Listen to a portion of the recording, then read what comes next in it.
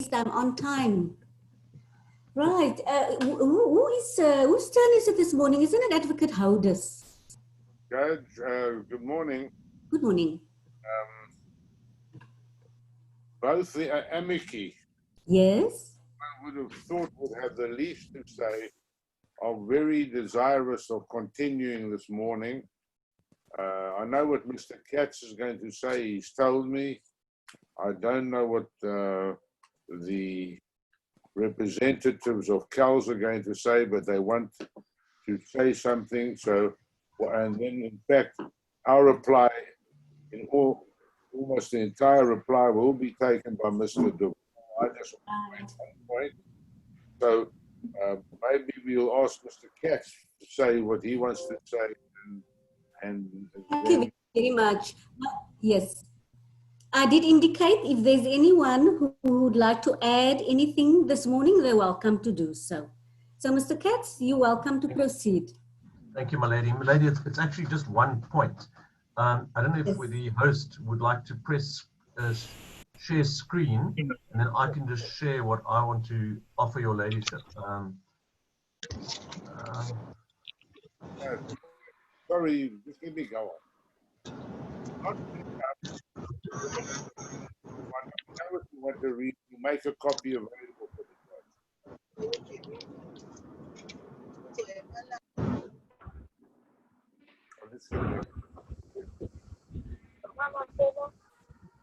Okay, are you managing? Yes, are you managing technology there to get the screen?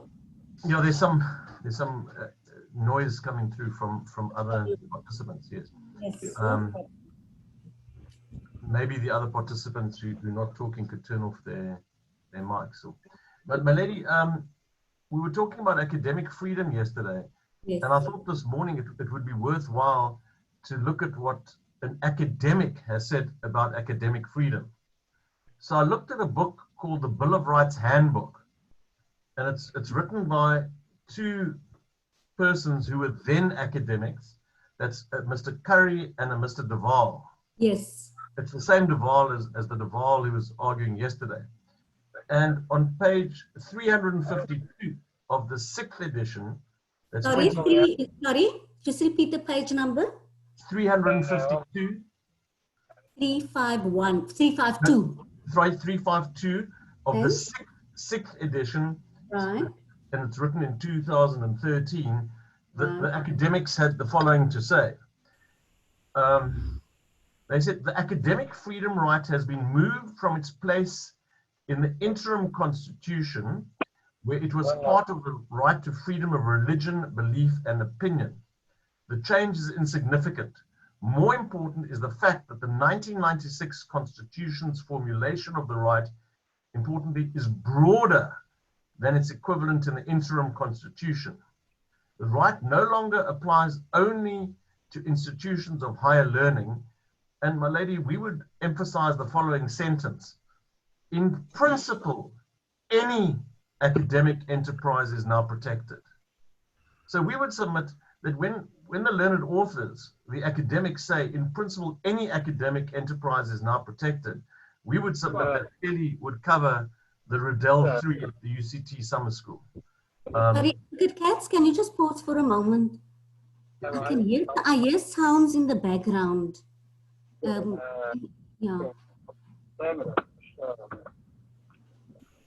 It looks like Galaxy 59 Plus hasn't muted their mic.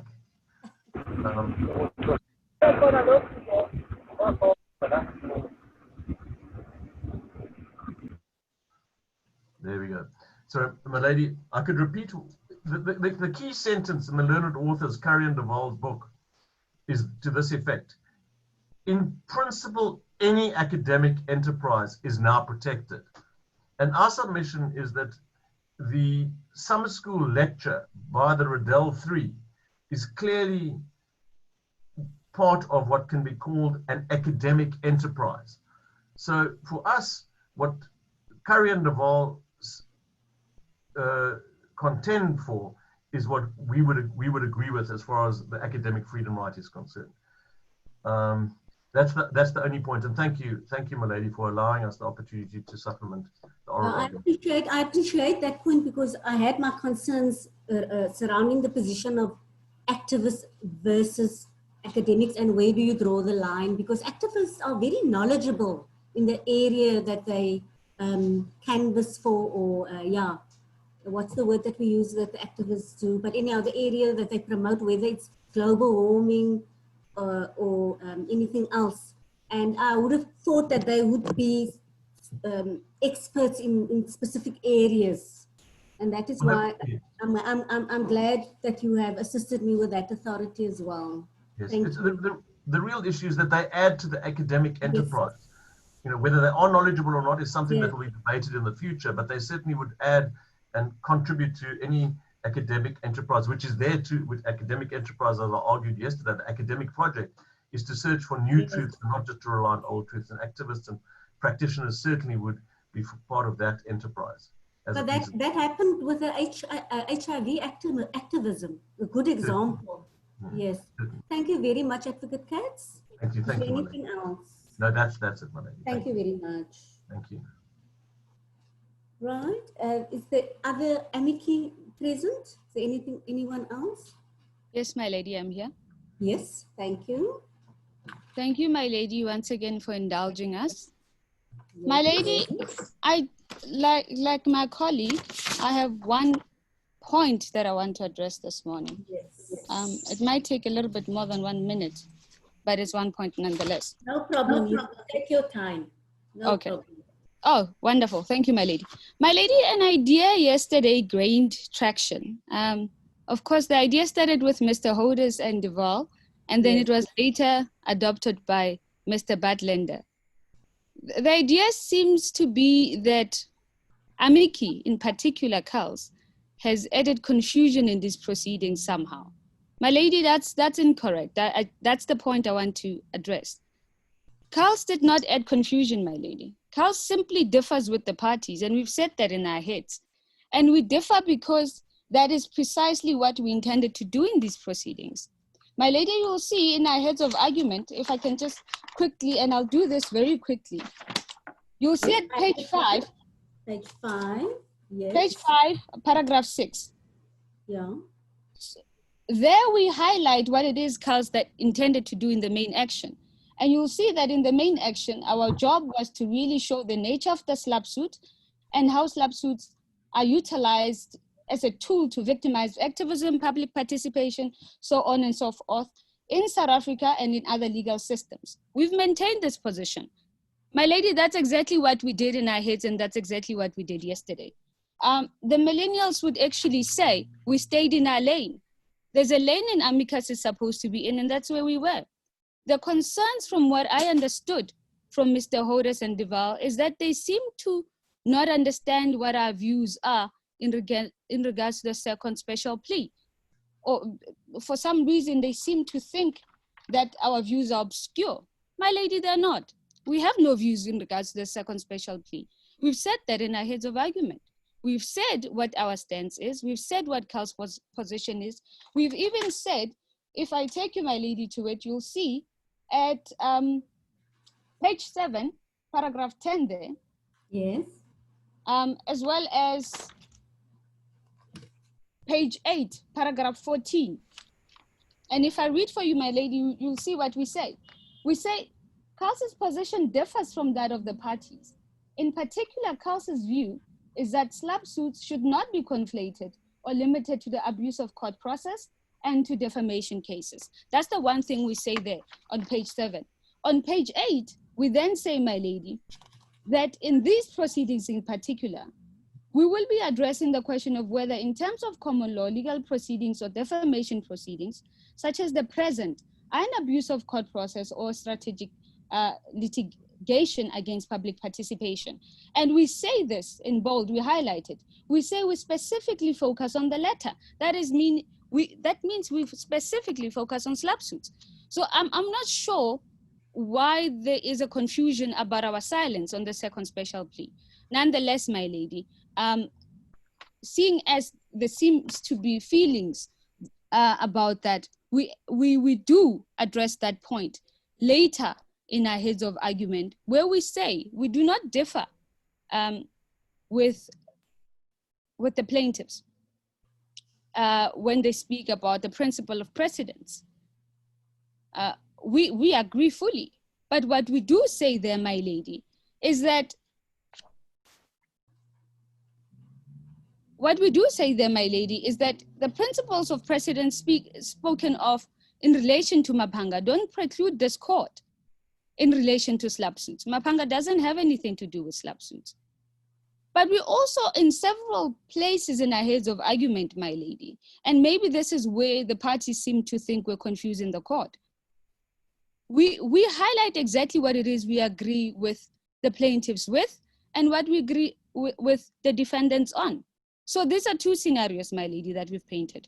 We've said in our heads of argument, in fact, in 3 places. At page 11, you'll see we say it. At page 19, we say it.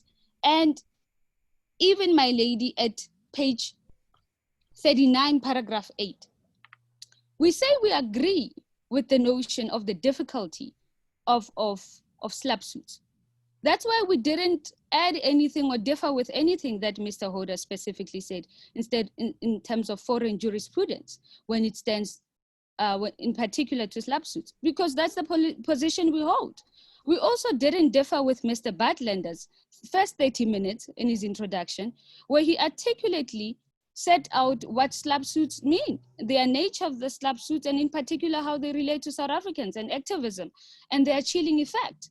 We didn't differ with that because, well, we probably couldn't have put it better, but we wanted to articulate the same feelings and the same notions.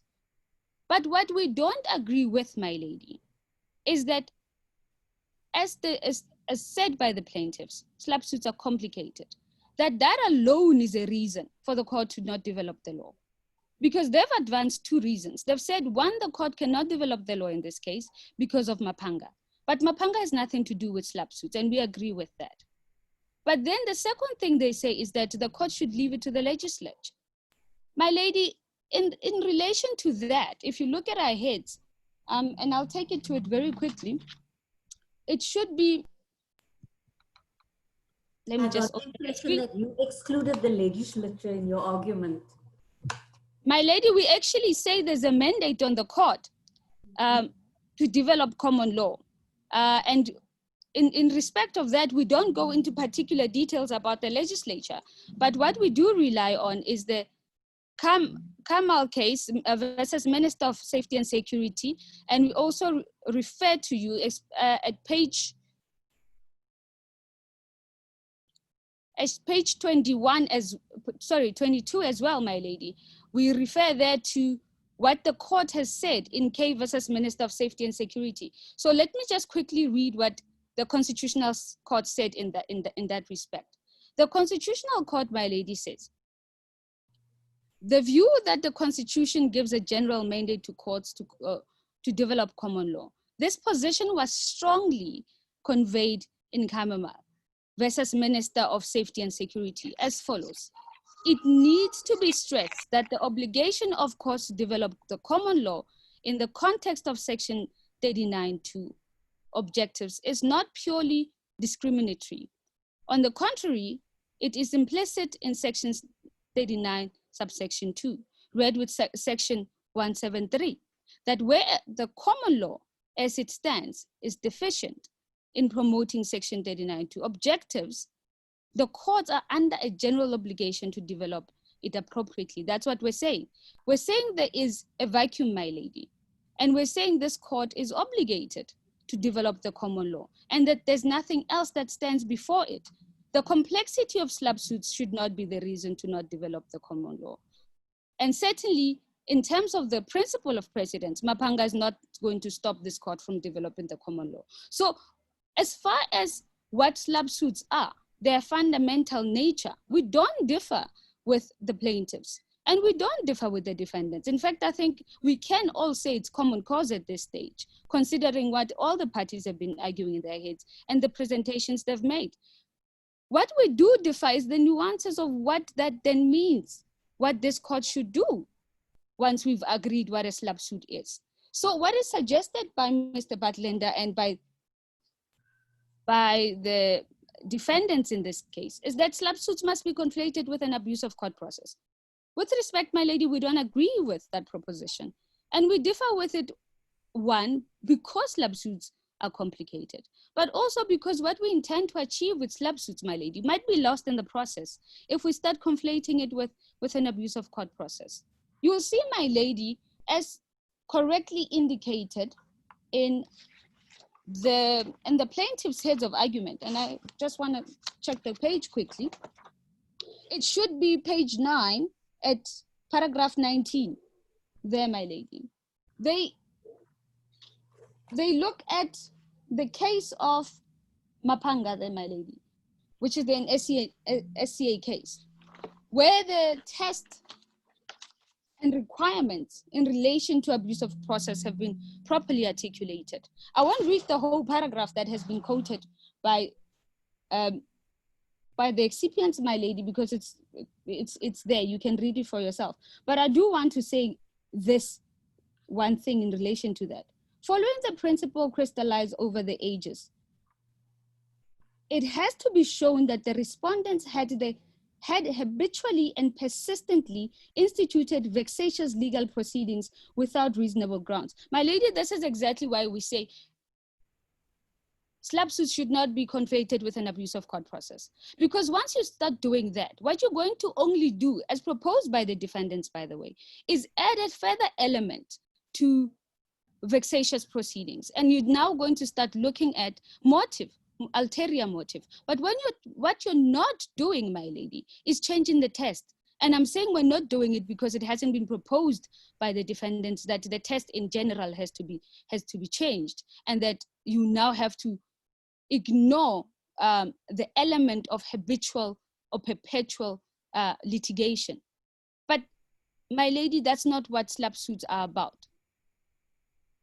In a SLAPP suit, you're trying to prevent that type of abuse. So you don't want a situation where we've developed the common law, and the common law now says, absence of legislation, by the way, that you have to have perpetual litigation in order for a person to succeed with a SLAPP suit, because that defeats the very purpose of a SLAPP suit. So we don't agree that these two things should be conflated at all. They're not the same. They're not the same in terms of common law as we know it, as articulated in the one case that I've mentioned, but they're also not the same in terms of the foreign jurisprudence, which this court is well placed to rely on, because that's the only thing we really have at this stage, my lady. And with those considerations, with respect, my lady, I don't see how our submissions have been confusing for the court. They are in line with what we asked the court to admit us to do. They merely differ on a nuanced level with both the defendants and the plaintiffs on what it means if this court is to recognize SLAPP suits. What we say it means is that you have to recognize it on its own merit, that the court should develop the common law where we accept that there's a gap, to recognize that SLAPP suits exist in our law. And of course, we're not saying the court must take the position of the legislature. We have said that, my lady. We actually say that in our heads of argument as well. So I keep saying I fail to see where the confusion lies, because I would have thought we've articulated ourselves, but perhaps, my lady, I need to reiterate this point. We say this, my lady, again in our heads of argument. Yes. So, sorry. Where we speak about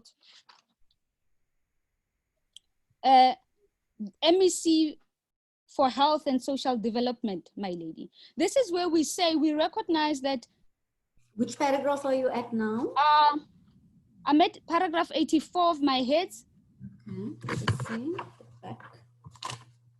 Which is page 32, my lady. Yes. Yes. There we say we agree with the plaintiff's consideration regarding the complex nature of SLAPP suits. As this court would know, development of common law can be gradual. Development, therefore, does not necessarily entail the development of common law rules altogether at once. So the notion that has been painted by the plaintiffs, my lady, that because we don't have the legislature, we wouldn't be able to put the procedures in place at this stage. We accept that, But what we're saying is we're not asking this court to do that at this stage. We're saying common law can be developed gradually, and that's all we're asking. All we're asking this court is to recognize that SLAP suits are a separate process, but that they exist in our law, and that they should be recognized, and that the law should be then developed going forward in that regard. This is not confusing, my lady. My lady, I don't think I need to address you on anything further. That's really what I wanted to clarify. I wanted to clarify the aspects of where we agree with the plaintiffs and where we differ with the plaintiffs, where we agree with the defendants and where we differ. We differ on what must be done with SLAP suits once we agree that there is such a thing, such as a SLAP suit, and clearly we all do. We agree there's a SLAP suit. We agree SLAP suits have not been developed in South African law. But I would submit, my lady, to a certain extent, we all also agree that that law needs to be developed. Nobody has said it shouldn't be developed. What we don't agree on is how we should go about developing it. While the defendant suggests it should just be slotted in somehow with an abuse of process and be conflated, we disagree. But the plaintiffs suggest it should be left to the legislature and that we should do nothing about it. We disagree, my lady, as I've read from the paragraphs in the cases I've pointed out, and also as a good example has been set by my vote. Our courts don't always wait for the legislature, my lady, nor do they have to. This is one of those situations. This is one of those situations where the courts are encouraged to be proactive. They don't have to wait for a perfect opportunity as articulated in K versus Minister of Safety and Security. My lady, before I wrap up, let me just read that paragraph because I think it's really important for your considerations. Some startling development of common law is an issue, but in all cases where the incremental development of common law is an issue. In addition, where a court realizes the need to develop the common law in particular case in order to fill a gap in the law, such a court does not always have to rely on litigants to make a relevant allegation regarding the need to develop a common law rule in the interest of justice, but can under certain circumstances intervene on its own accord. What is expected of the court in keeping with the constitutional mandate is to develop common law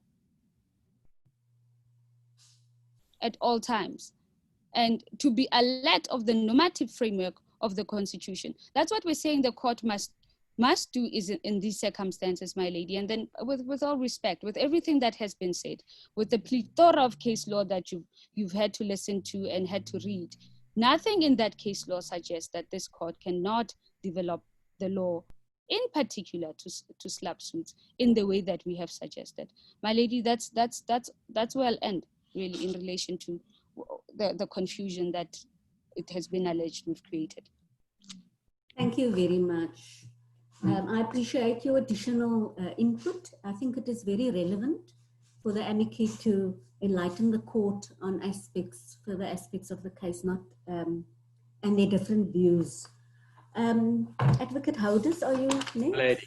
My lady, it's Stephen Budlander here. I'm sorry to interrupt. You're also here. Before my learned friend, Mr. Houders, begins, could I just say one thing? I do need to respond just for 60 seconds. You're welcome. Thank you. So you can go 60 seconds. No, I'll be very brief. Thank you. No, the only point I wish to make is this. In relation to the submissions by our learned friend for Kells, yes. What you've really been, we welcome her support of the idea that what's gone on in this case and the exception is not sustainable. But all I wish to clarify is this. Your ladyship really has three ways of dismissing the exception.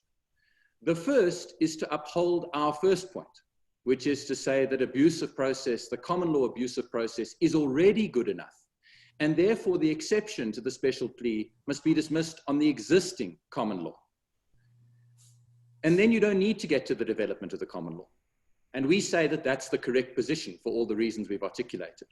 But if you find that the common law is deficient in some narrow respect, or in any respect, then you can do the narrow development which we've asked you for, which is not to import the idea of a slap suit holus bolus, but simply to develop the abuse of process common law in order to accommodate the dismissal of the exception. And we've explained to you why that's so. And then the third is the argument that Kells has advanced, which is understandable for an amicus, a more radical and more far-reaching way of developing the common law. And we readily understand why that might be good for the law, and it might be good for all sorts of reasons. But we respectfully submit it's not actually necessary to go that far in this case. But the outcome is the same in all three situations. Whether you say the existing common law is enough, which is our first proposition, or the common law needs to be developed narrowly, which is our second proposition, or the common law must be developed more extensively, which is Kels's proposition. Either way, on any of those three scenarios, the exception falls to be dismissed. And so we just wanted to highlight that. They really are different routes to the same conclusion. We've just adopted a more modest approach, which I would respectfully submit is more in keeping with the incremental development of the common law. But we would leave that to your ladyship. Thank you very much, Advocate Budlinder. Advocate Houders, you have the last word. I actually, my lady, have the second last word. You have the second last word, sorry. Oh yes, your colleague, did you say your colleague is going to address? I'm going to first deal with one aspect, and then Mr. Duval will finish. Oh, okay. Oh, you have the second last.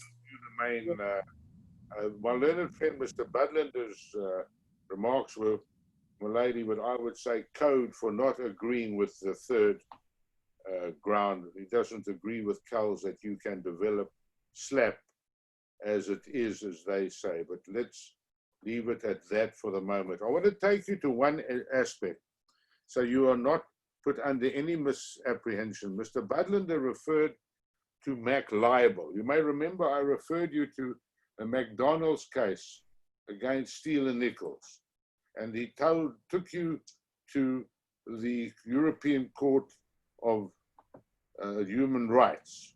Only trouble is, what he didn't tell you was that, maybe he did, but I missed it, that this was not an appeal against the English case. This was a separate case, and I will get Mr. Quinn to now send to everybody a copy of the judgment of the European Court of Human Rights. The former defendants in the McDonald's case sued the United Kingdom because they had not, put it quite simply, had a fair trial. This case ran for, I can't remember now the actual days in court, 313 days in court, and then it was an appeal, etc., and they had been refused legal aid. So they ran this case on their own. But in England, the Steele and Morris defendants lost in the appeal court, and the then House of Lords, now the Supreme Court, refused leave to appeal. I want to take you just very shortly to one or two aspects. I want to take you to paragraph, I'm going to give you reference to certain paragraph numbers. The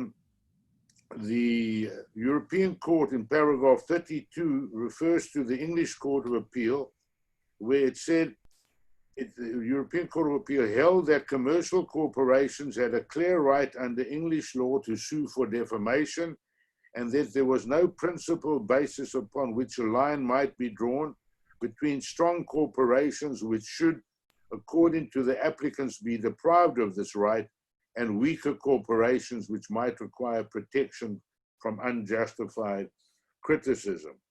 Then, paragraph 33, the Court of Appeal further rejected the applicant's contention that the appeal should be allowed on the basis. Senior counsel that is arguing. Is there somebody else trying to talk here? We heard some comments coming through. Can you hear me, my lady? I can hear you, yes. You might proceed. Sorry? You may proceed. I can hear you clearly.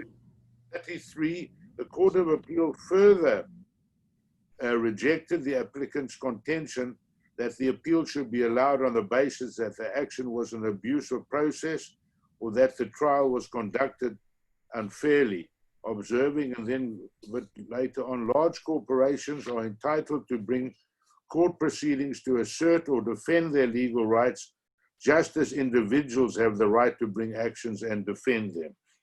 And there's no suggestion about the size or otherwise of my client, although maybe it could be suggested that they can afford my fee, so they may be quite a large corporation. Paragraph 40, as a general principle, says the European Court, a trading or non-trading corporation is entitled to sue and liable to protect as much of its corporate reputation as is capable of being damaged by defamatory statement. And then the European Court finds at 47, paragraph 47, because of the denial of legal aid and also under Article 10, that the proceedings and the outcome constituted a disproportionate interference with the applicant's right to freedom of expression because they did not have equality of arms. That is what is said under the heading legal aid in paragraph 50. The adversarial system in the United Kingdom is based on the idea that justice can be achieved if the parties to a legal dispute are able to adduce their evidence and test their opponent's evidence in circumstances of reasonable equality. But lower down, the inequality of arms could not have been greater. Now, we do know there they could not get, they had some pro bono assistance from time to time. Yeah, the defendants, all the defendants now, have one set of 3 very fine counsel who are acting pro bono. So they are, well, the equality of arms is evident. There can be no question of unfairness whatsoever.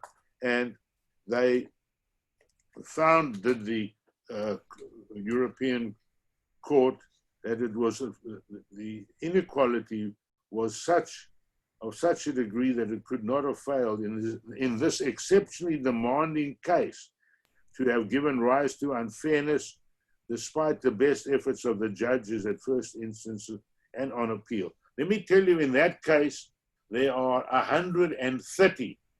There were 130 witnesses. This is a very limited case. What we have here, certain people said something at a summer school. Let's leave out what a summer school is, and Mr. De Waal will deal about academic freedom. That we have, it's a tape recording. In regard to the Dlamini and Cullinan, it's on a recording on the radio.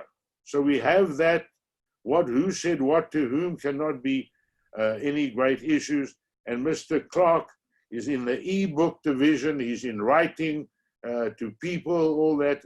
There we have it in black and white. So the breadth of the evidence is nowhere near anything like in the McDonald's case. And then I want to conclude with my reference to the McLibel, paragraph 94 of the judgment of the European Court. The court further does not consider that the fact that the plaintiff in the present case was a large multinational company should in principle deprive it of a right to defend itself against defamatory allegations or entail that the applicant should not have been required to prove the truth of the statements made. A bit further down, in addition to the public interest in open debate about business practices, there is a competing interest in protecting the commercial success and viabilities of companies for the benefit of shareholders and employees, and I emphasize, but also for the wider economic good, my lady. So McLibel, if anything, is very much in our favor milady, and I now hand over to Mr. De Waal. Thank you very much.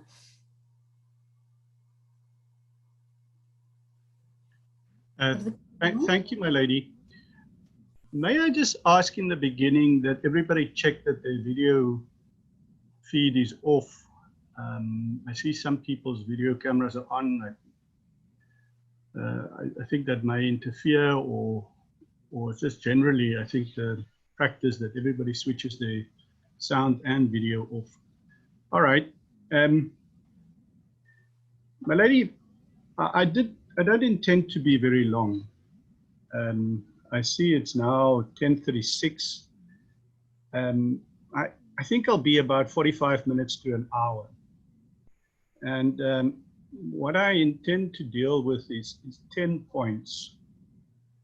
7 of those concern Mr. Butler's arguments of yesterday, and then 2 aspects on academic freedom, and then just a final submission on what Kels has said. And let me jump right into it with the first aspect dealing with the defendant's argument. And my lady, really, this I'm going to put in very broad terms, because I think it is important for you to understand at the outset what a radical development they are contending for. It is a dangerous development they're arguing for. And from our perspective, it is really a frightening development. Because your ladyship will recall yesterday, and it just dawned on us after Mr. Butler dealt with and it wasn't a question, it was an aspect raised by your ladyship early on. And you said to him, well, you know, some of the allegations are of concern, and I think you mentioned the ones of bribery and killings and exploitation and so on. And in his response to that, it became clear to us how drastic this development is. But if I can start perhaps just to remind your ladyship and about what we're dealing with, what kind of allegations we're dealing with here. And if your ladyship can go to the Dlamini matter, it is the matter of Mr. Otis is just referred to. That's the radio interview on Cape Talk or 702. Nizamo Dlamini and Cormac Cullinan are the defendants there. If I can take your ladyship to page 8. Can you just give me a moment? Can you just give me a moment? Because we're going to disappear for a while to get the file.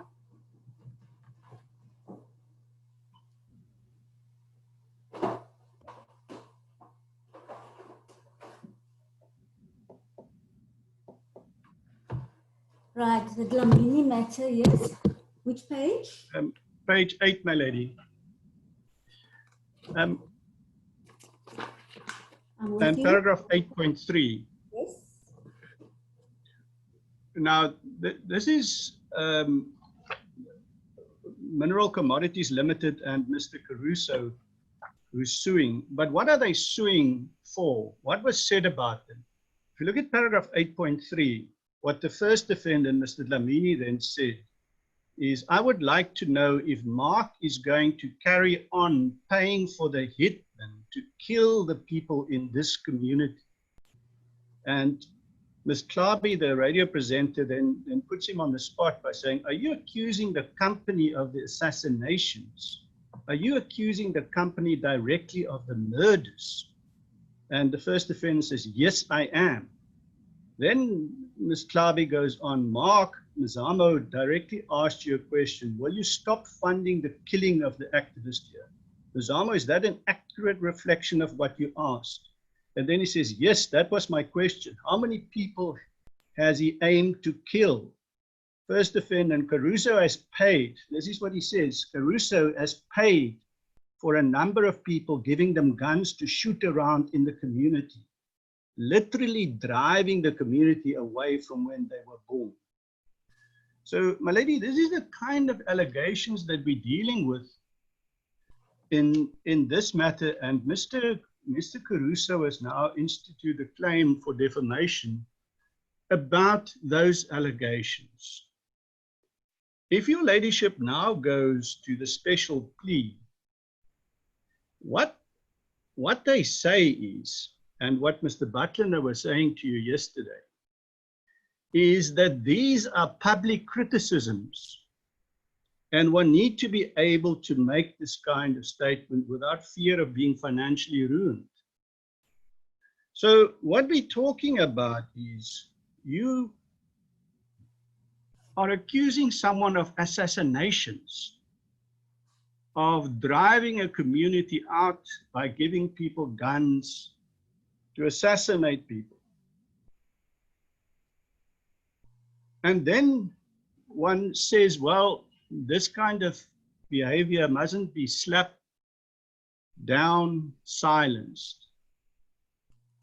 My lady, it's an astonishing development with respect, because what is envisaged, as you will recall yesterday when Mr. Butler went further, is that if you make that allegation of assassination and so on, and you get sued, what you then become entitled to is to raise the defense that the person is now suing for an improper motive. And what's more, my lady, and what's for us, and that's why I said it's a frightening development, that what they envisage is now to apply for a separation of issues, where there'll be a trial before the main trial, and the first trial will only be concerned with Mr. Caruso's motives. Someone accused him of organizing assassinations, but let's not go into the main trial. Let's allow, before anything else, another trial about his motives. Now, my lady, with great respect, this is a completely unacceptable situation. One cannot allow our law to develop in that way, because what you're actually saying is that when someone is accused of these horrible things, you can always first put that person, the person who got defamed, on trial about motives only. Forget about the merits now. Let's just talk about motives. Let's talk about whether there's no conspiracy of you trying to silence us. Now, my lady, there's been a master of this. I must be careful here to say with respect, not perhaps him, but in the legal strategy. And that is the strategy that was generally followed by our former president, Mr. Zuma, in the Stalingrad strategy, focusing on the motive of the prosecution. Let's forget about whether there's merits in the prosecution.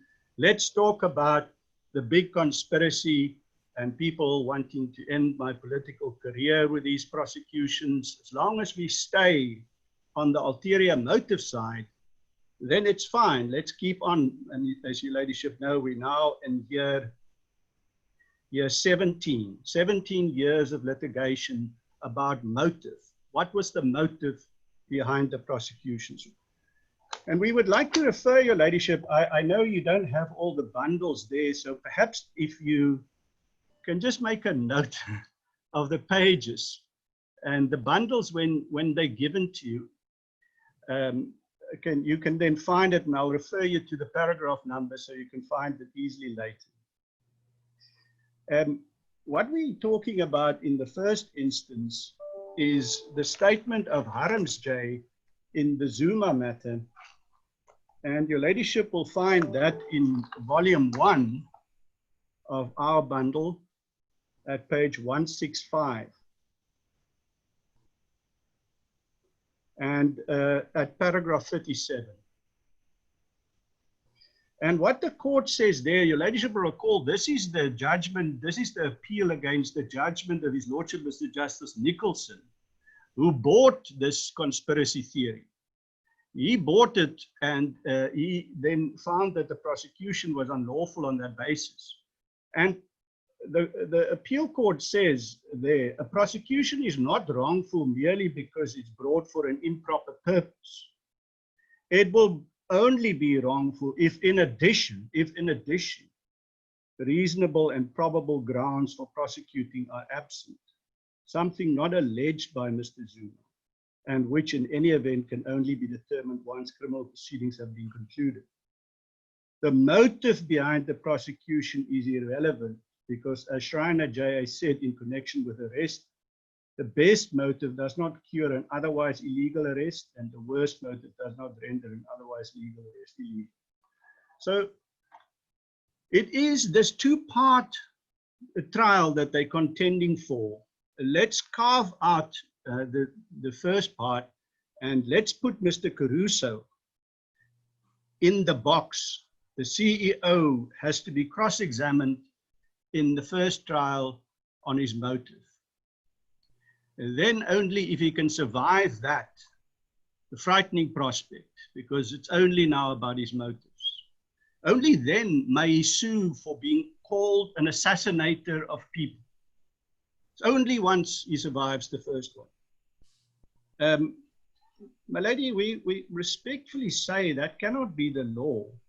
If my landlord sues me for my rental arrears, as may happen in fact, we cannot first take the point, but what is your motive, landlord? What are you after here? You're suing me because of a racial motive. You're suing me because you want to ruin me financially, because for whatever reason. We have to consider the merits together with this kind of claim as was stated in Zuma. That's point one. Did I go on a bit longer? My lady, then the second point, the second argument, I can be brief, because this is really the crux of the issue before you. And in our submission, you know, when all's said and done, it just turns on 2 paragraphs in Mapanga. And this is the main argument. Bear in mind that Mr. Butler's main argument is that the existing law in the abuse of process doctrine accommodates his first special plea. That's the main argument. He doesn't want to go too much to the development for reasons that I'll come to later, but he wants to squeeze in his first special plea under the doctrine of abuse of process. Now, it all turns on what Mapanga means. And it all turns on whether we are right that Mapanga deals with all forms of abuse of process when it comes to a defense to substantive claims, or whether Mr. Butler is right when he says Mapanga just simply didn't deal with the issue of ulterior motive. He didn't deal with it, and therefore he didn't exclude that category. Have your ladyship got Mapanga somewhere handy? I can again refer you to the page, but it is quite useful to look at it because our learned friends from CALS, with respect, put their finger on exactly the passage to be considered. And it's in our volume 1, on page 130. Thank you. Have your ladyship got Mapanga before you, because it's at paragraph 25. No, I don't have Mapanga. I'm just checking. No, not at all. My lady, let me just then refer you to the passage, because in our submission, this passage needs to be interpreted. There are two paragraphs. Yeah. And at paragraph 25, bear in mind, we're talking now about whether Mapanga described all forms of abuse of process or whether it left open whether there can be other forms of abuse of process. And Mapanga says, as Ms. Pasha has already read this morning, at paragraph 25, in the middle of paragraph 25, the following principles crystallized over the ages. It had to be shown that the respondent had habitually and persistently instituted vexatious legal proceedings without reasonable grounds. That is how it describes it. The abuse of process is about whether you persistently instituted legal proceeding without reasonable grounds. And then there's in footnote 17, if I can just ask your ladyship, that footnote 17 refers to a judgment called Cordroy, C-O-R-D-E-R-O-Y. I think, is that the same as corduroy pants? I think maybe, Cordroy. That's important, as I'll say, explain to your ladyship just now. Then the next sentence is, legal proceedings were vexatious and abusive process of court if they were obviously unsustainable as a certainty and not merely as a preponderance of probability. And now the sentence that we really want to refer your ladyship to, which is the last sentence, the second last sentence in paragraph 25. Then it says there, it's Maya P. I must point out at this juncture that this definition applies to all litigation that amount to an abuse of court process. Well, lady, I know my phone is ringing at the back. I'm not entirely sure what to do. I hope it just dies. There we go. Maybe it's your landlord looking for you. Yes, my lady. Well, I've got a defense. My lady, can I just repeat that because the phone was ringing? At paragraph 25, Maya P says there, I must point out at this juncture that this definition applied to all litigation that amounted to abuse of court process. All abuse of process. The attempt by the MEC's counsel to distinguish the cases from which the principle derives on their facts was therefore mistaken. You can't distinguish, applies to everything. And then paragraph 27, again, Maya P again explains there, the contention made on the MEC's behalf that Cordroy did not attempt to define the limits of the kind of orders that can be granted in terms of this court's inherent powers on the abusive process was wrong. So it says in terms that that principle defines the limits of the abusive process, and one cannot therefore invent new forms of abusive process that's not recognized in terms of paragraphs 25 and 27 of Papanga. Now, Mr. Butler then say that he referred to 7 authorities, your ladyship will recall, where abusive process go beyond vexatious proceedings and include litigation for an ulterior motive. I'm not going to go through that. Mr. Otis dealt yesterday with those cases, one by one. And he explained to your ladyship that the cases that talk about an abusive process with reference to ulterior motive are mostly cases that deals with an abuse of the court's procedures. And it's immediately apparent why that is so. Because, well, I don't know whether your ladyship deals with this anymore on a weekly basis, but let's say on a monthly basis.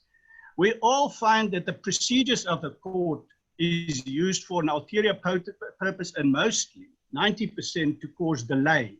It's always about using a process to cause delay, which is an ulterior motive, and one doesn't go into the merits then. You're seeking the postponement in order to create delay. It's not the purpose of that. Some other procedure is abuse. So we have dealt with those cases. Can I just say to your ladyship that that aspect was written up by us, where we deal with each of the cases, and we will ask our opponents whether we can submit that note to your ladyship in that form. Nothing in that note wasn't mentioned by Mr. Hodis yesterday. It is just, in fact, the written recordal of what he said. And if they want to respond to that, then we can talk about that as well. So, my lady, our submission then, our second submission, is very simple. The current abuse of process doctrine insofar as it constitutes a defense to a substantive claim, is set out in Mapanga, and it covers the field. There's nothing outside of that, because Maya P pertinently considered the argument that there are other forms of abuse, and she said no.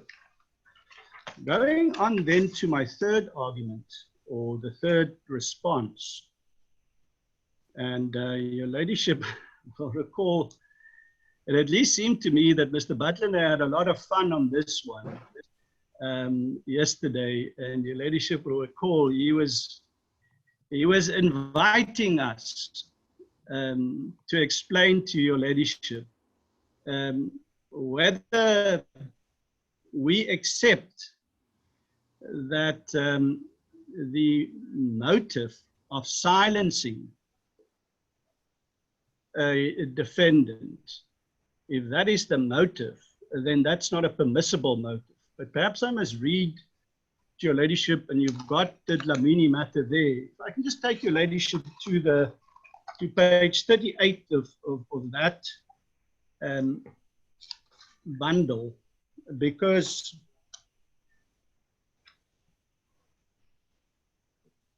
at page 38,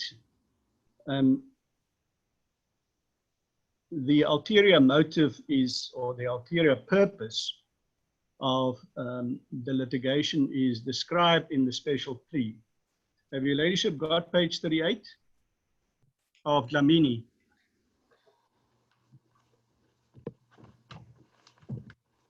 Yes, you may proceed. It says in paragraph 3 of the special plea now, the plaintiff's action is brought for the ulterior purpose.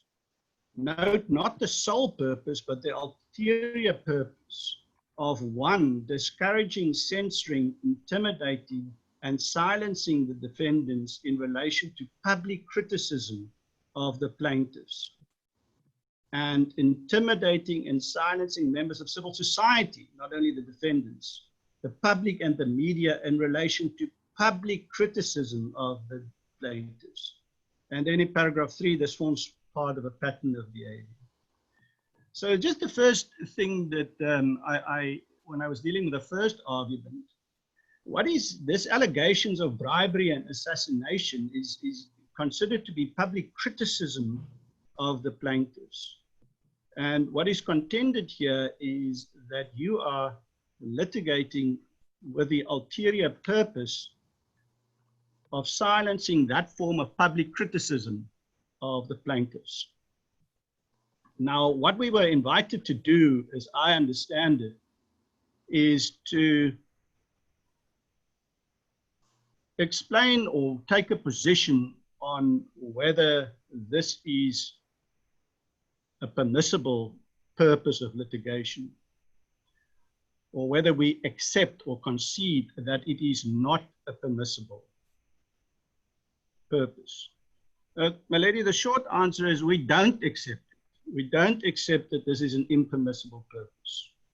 And we don't accept it, and we rely on the authority of SA Taxi.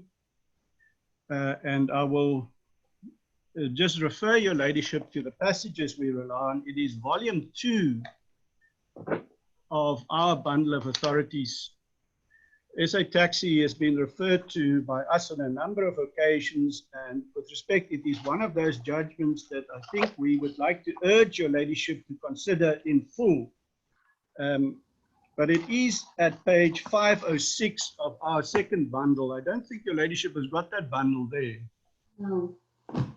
And if I can just summarize then and refer your ladyship to, on this point about whether it's a permissible purpose or not,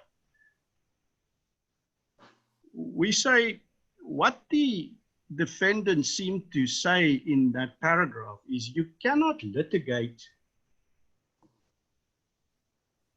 in defamation proceedings in order to deter people.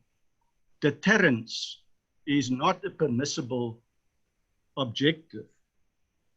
You cannot seek to intimidate or silence defendants and members of civil society because the object of defamation proceedings is to restore your reputation and not to deter people from public criticism. Now, my lady, that is not right, because you will see at SA Taxi at paragraph 40.2 that Brand JA deals in terms with this. And if your ladyship will just make a note, the whole of paragraph 40.2 is relevant. But he ends up by discussing this issue of whether a corporation can sue when the corporation cannot recover anything because the other side is poor and doesn't have any resources. And Brand JA then concludes as follows: sight should not be lost of the fact that although defamation action has lost its penal character, the award of general damages still serves a deterrent function.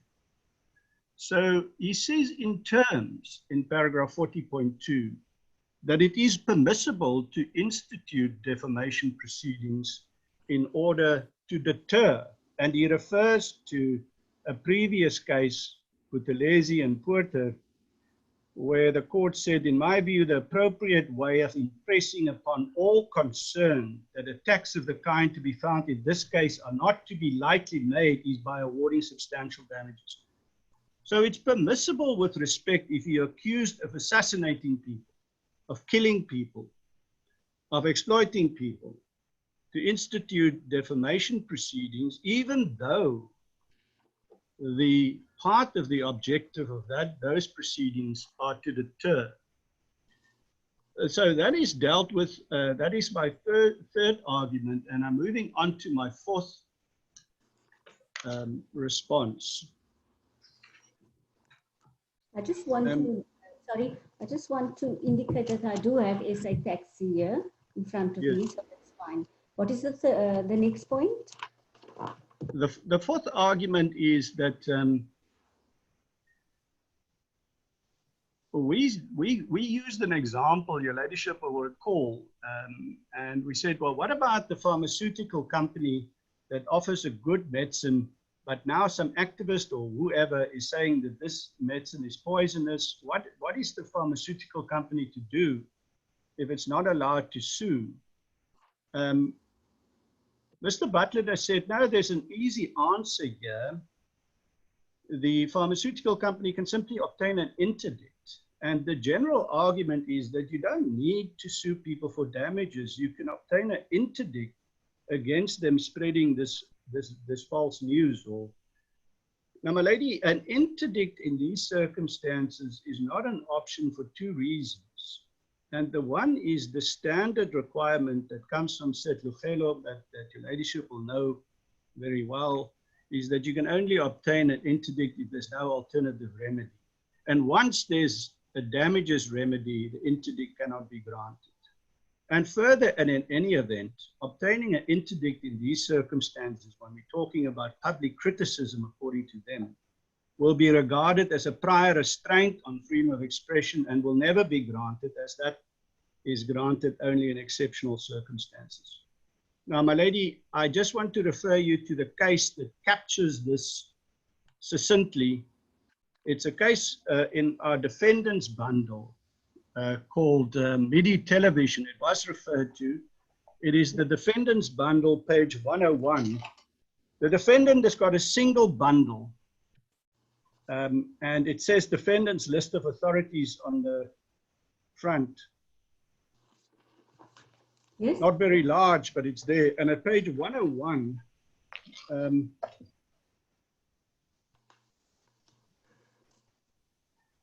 my lady, again, I can just refer you to the paragraph of MIDI Television. It's a case dealing with Baby Jordan, you know, that's a long time ago.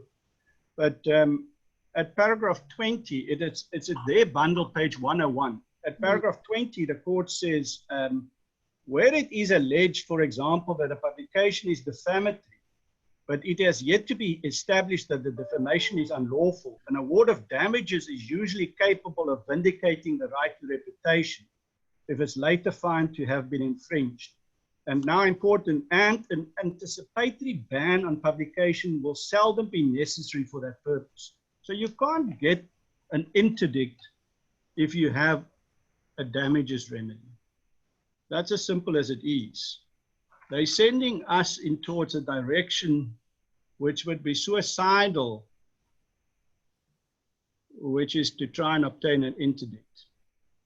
Going on to the fifth response, my lady, which will be a very brief one. Mr. Butlander emphasized from time to time that it is important to the first special plea that we know, the plaintiffs know, that they cannot recover any money. They cannot recover money from the defendants.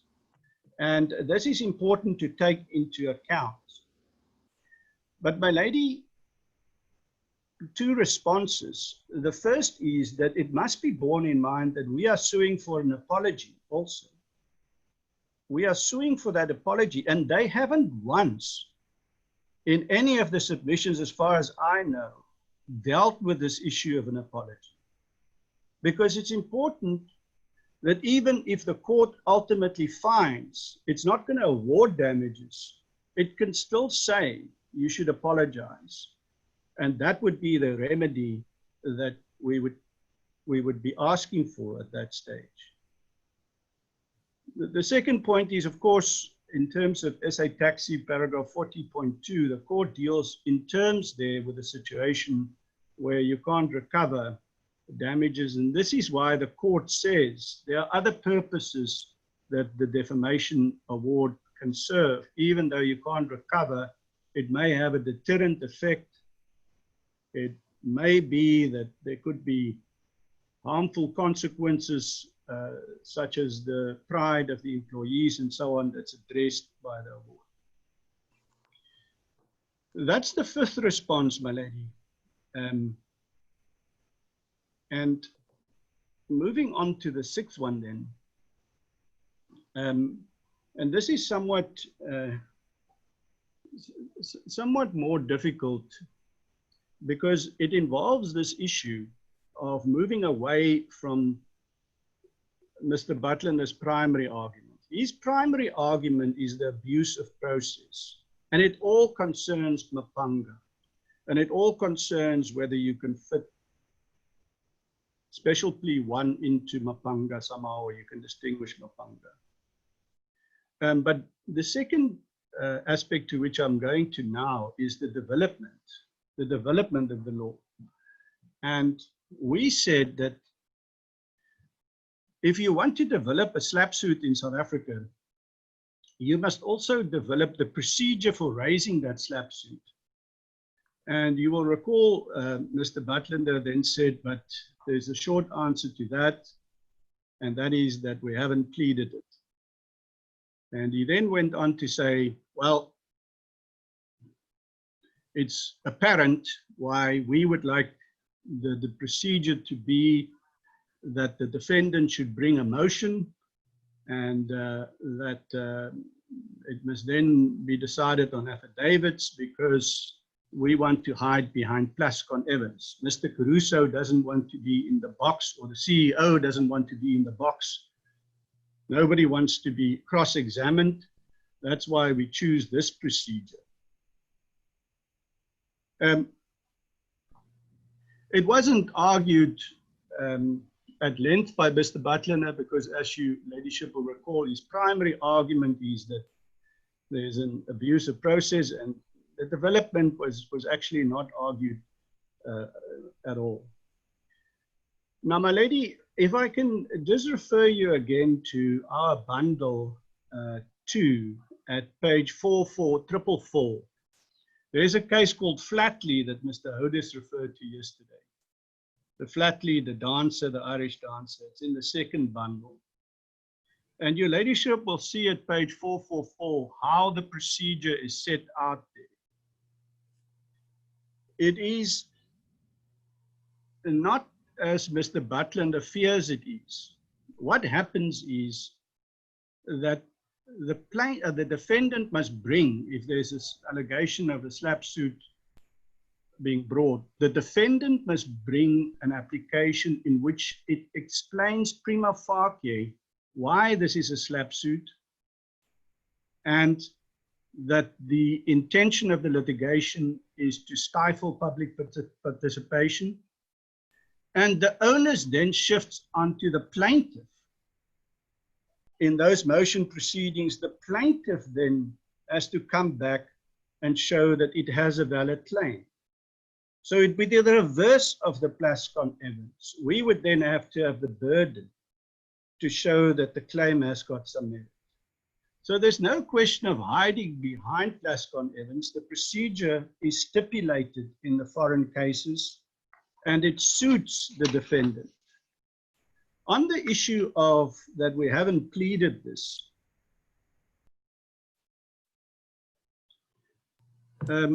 Maledi, in our paragraph 3 of our exception, and I'm not going to take your ladyship there, but we say that the common law should not be developed on the basis pleaded. That's what we say. They've pleaded a certain development of the common law, and we say it shouldn't be developed in that way. On that basis, we contend that it's open to us to argue why in law, as a matter of law, it shouldn't be developed in the way that they want to do it, which is raising it by way of special plea and then have a separate trial just on motive followed by a trial just on merits. What we say as a matter of law, the law cannot be developed in that way, but should be developed in the way set out in Flatley and all the foreign legislation, which requires the defendant to bring an application on motion and with the onus lying where it lies. If I can just say, of course, there's a different argument here, which is was referred to by Mr. Hodes yesterday as well, and as far as I know, not particularly dealt with by Mr. Butlander.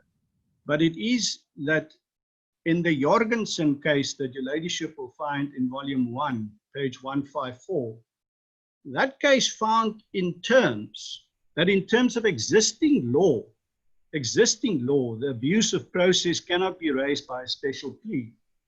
And maybe if I can pause for a moment, just to make sure that your ladyship has got that reference, it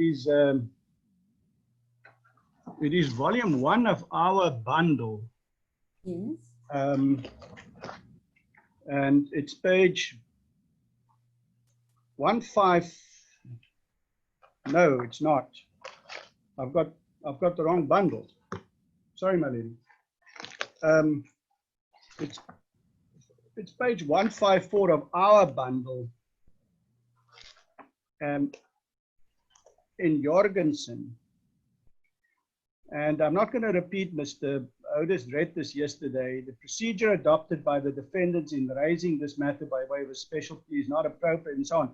And the only reason why the court didn't find on that basis is you'll find at page, on the right-hand side, page in the law report 1339A. The report there, 1339A, capital A. The court there said, Mr. Marais, however, did not take any point in regard to the procedure adopted, and I shall accordingly proceed to consider the special plea. So just because they didn't take that point, we are now taking that point. It's a law point, we're entitled to take it. And the point is simply this, that if there is this kind of abuse of process doctrine that they are now contending for, it cannot be raised by way of special plea. It has to be raised in a substantive application. And this is what the court said there in Jorgensen. My lady, I'm going on to the final point in respect of Mr. Butlander's address. I see it's now 11:15. I know everybody is anxious to finish, but I'm in your ladyship's hands. I'll probably be another 15 to probably maximum another 15 minutes. If your ladyship is... I propose that we continue. Yes. My lady, the last issue,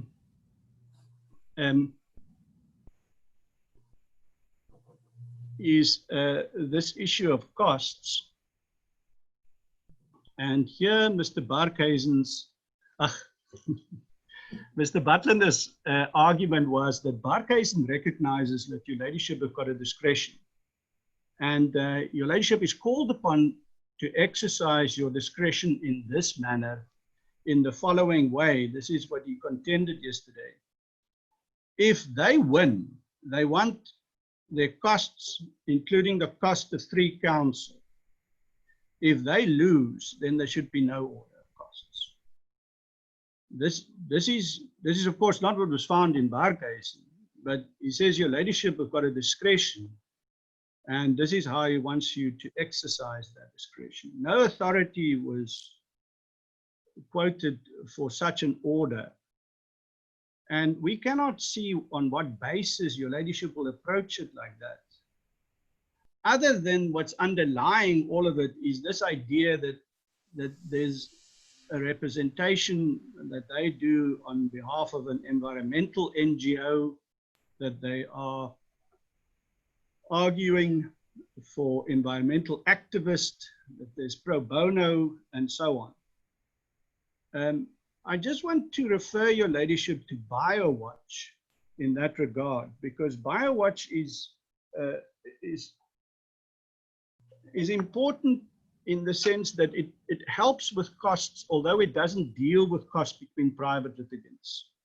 And I will refer your ladyship to paragraphs 15 and 16 of BioWatch, because Justice Sachs deals with this argument there in terms, which is that public interest NGOs mustn't be penalized with costs. This was the argument in those paragraphs.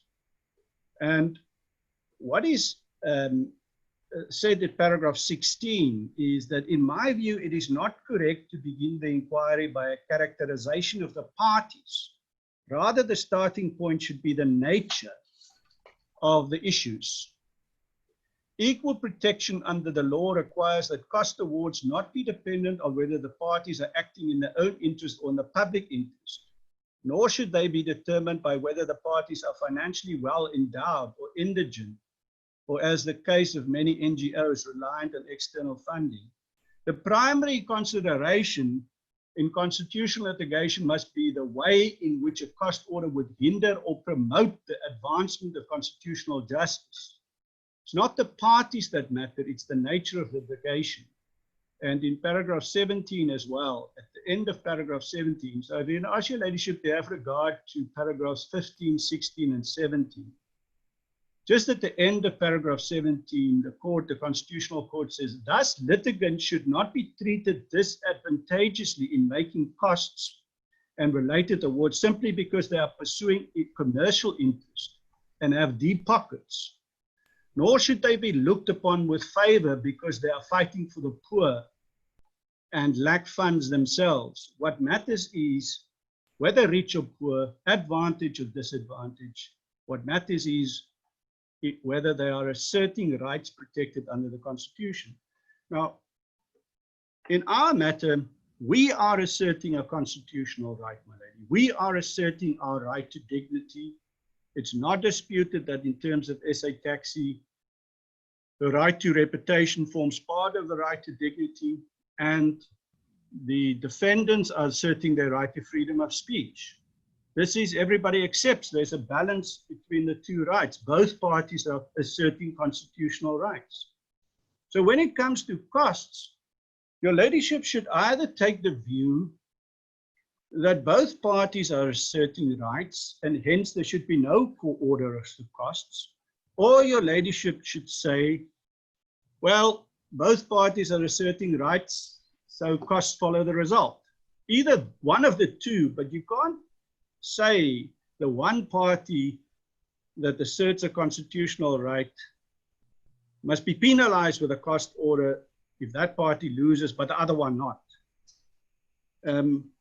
We would submit the correct order is that costs must follow the result, as was done in Khumalo versus Olomisa.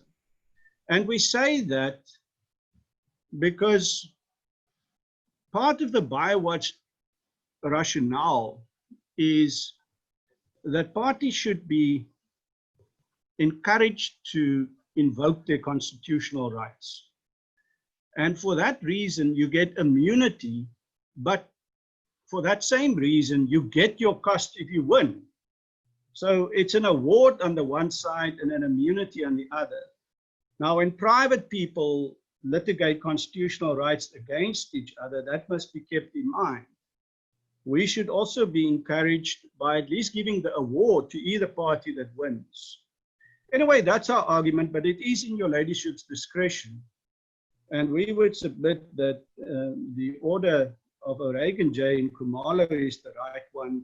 But certainly, your ladyship cannot go the route of my learned friend's proposal that we must pay the cost of 3 counsel, but if we win, then each party pay their own.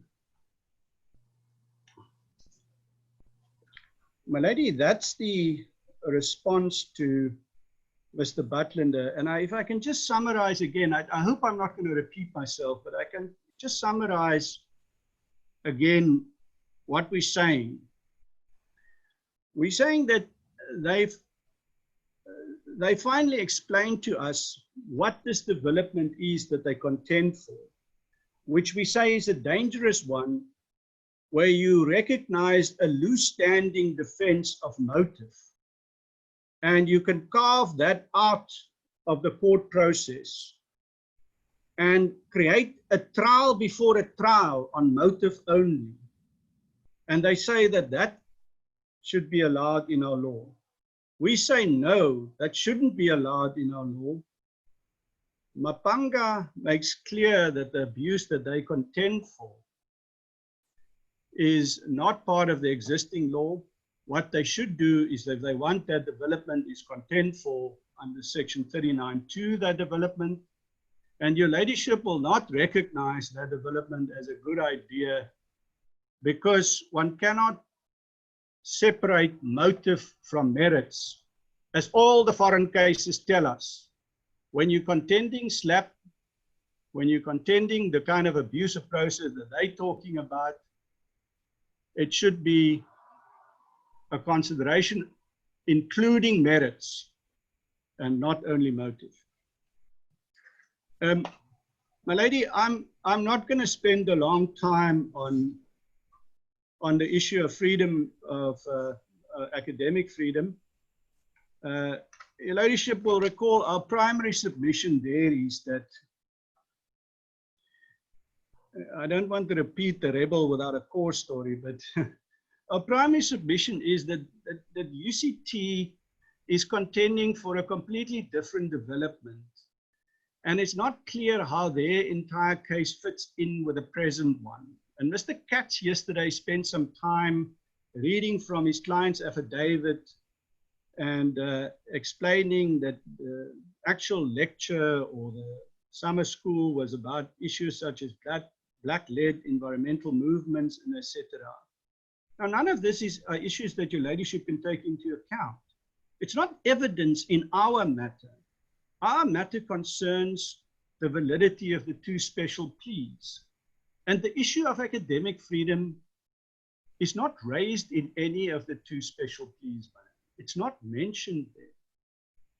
So that's why we said from the beginning, we don't know how your ladyship can fit the academic freedom issues and the evidence that's in the application brought on behalf of the UCT amicus into this matter. It concerns a totally different aspect that may or may not arise later down the line if, for instance, the defendants adopt that line, but they haven't adopted that line.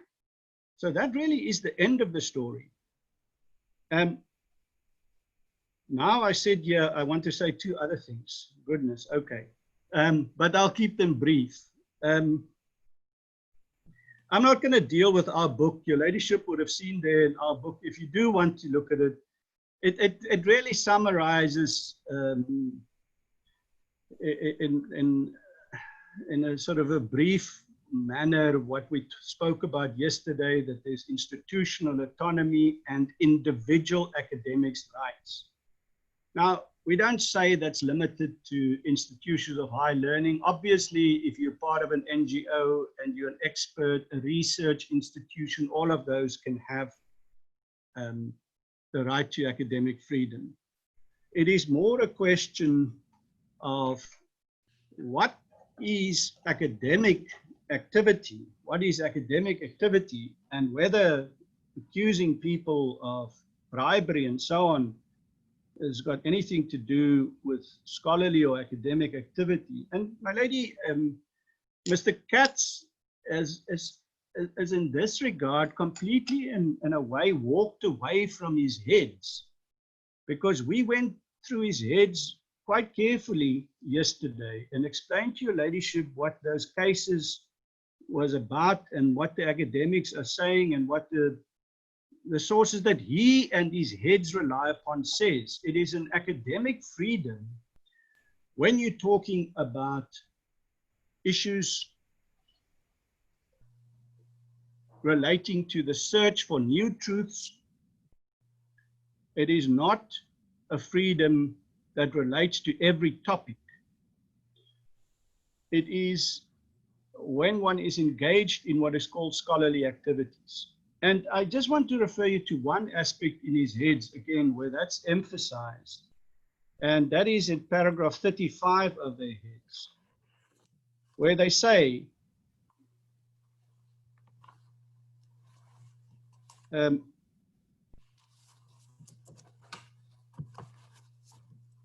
yes, I see it. for paragraph 35, it says, for these reasons, and you know, the quality control is set out in paragraph 34, and how academics engage in peer review of each other, and why these filters are important. And then for these reasons, academics are uniquely able to produce new knowledge about many of the things we need most to understand, such as the drivers of poverty and equality, the causes of climate change, the cures for disease, the seeds for new technology, amongst hundreds of other vital topics that are academic inquiries. And then importantly, we are all free to debate these issues at our kitchen tables. Those debates are likely to uncover new knowledge. So I know his argument have got a superficial appeal, my lady, because he wants to accuse us of some form of elitism and you know, egalitarian argument that academic freedom is about everything. Attractive how it is not what his heads say, and it cannot possibly be correct. Then finally, in the final point, my lady, which will be a very brief one, is about CALS. And I must say, we're quite grateful about the way CALS went about things here.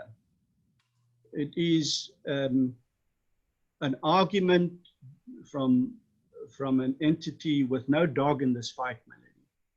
And it's an argument that is one which we say is coming from a neutral party and explains quite well why there's a problem with what the plaintiffs are doing. The defendants are doing. So there's two central submissions of CALS. Number one, they say SLAP is different from abusive process.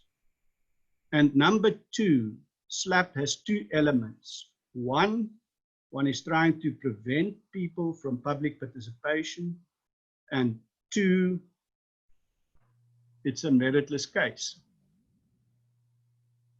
And what they're saying is that this kind of defense that the defendants here want to develop doesn't fall into the abusive process doctrine. It's different. And if you want to develop an a SLAP defense, then you have to do it along the foreign judgments, which I'm not going to go into, but it has those two elements. And what is lacking, of course, is that the defendants have not incorporated the second element, which is that it must be a meritless case, or at least the merits must be weak. That is central to our argument, my lady, as far as the development is concerned.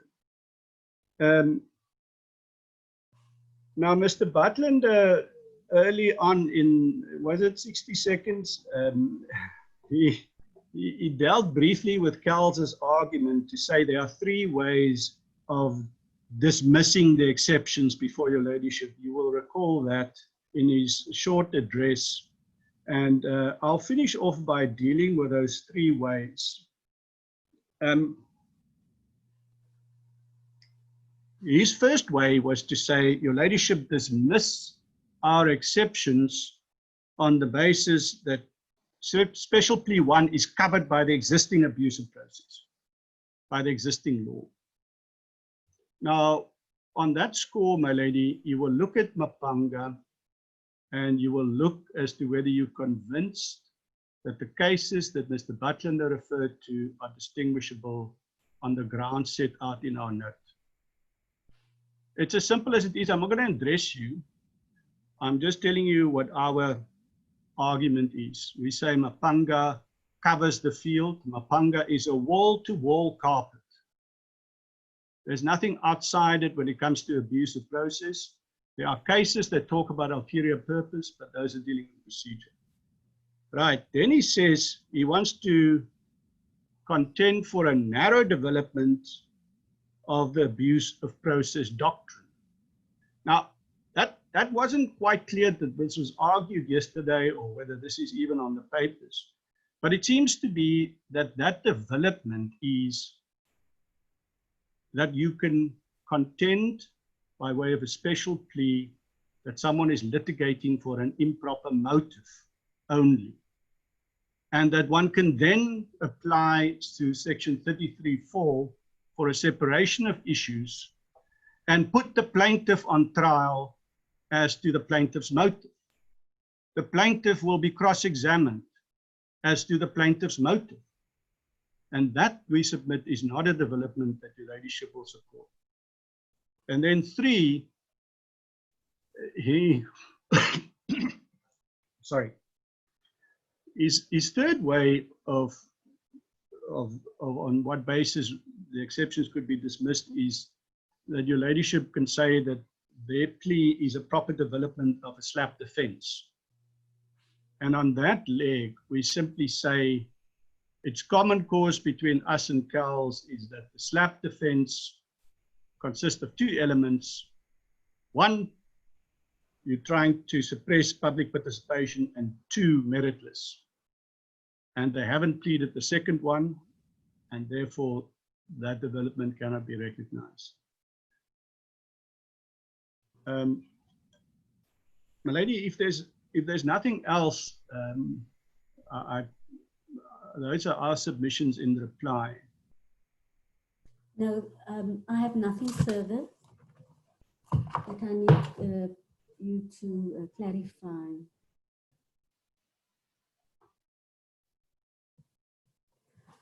So that is the end of the matter today. Milady, may I say there is one matter. This is Jeff Budlander speaking. If our learned friends are going to put up a note summarizing their argument, which is what I understood Mr. de Waal to say, we would want to respond to that. You're welcome to do so. Thank you very much. So I will allow that additional note, and whoever wants to file any response thereto, they're welcome to do so. I would like to thank all the parties, including the amici, for their assistance in this matter. It is a novel issue that is raised in this matter, and your heads will most certainly be of great assistance to me in arriving at a finding in this matter. Judgment is then reserved, and I thank all the parties for their assistance. As the court pleases. Thank you very much. Lady, could I just say something? Take notice. Mr. Budlander Senior, Yes. is to reply. I can't cavil at that, but let me, Mr. Budlander Senior will see that what is in the document we are going to be sending is, I would imagine, word for word what I argued yesterday. So we need to take that into account as well. Obviously. Yes, no, in any event, it is still open to any party. If they want to deal with the note, they're welcome to do so. So I will await any further. I think by the end of term, just file whatever needs to be filed. I think we still have about 2 weeks left. Maybe I can just give a cutoff next week. By next week, just file whatever needs to be filed, should the need arise. I don't want to deter anyone from adding anything in this matter. Thank you very much. Thank you, lady. As the court pleases, my lady. We will then adjourn. Thanks.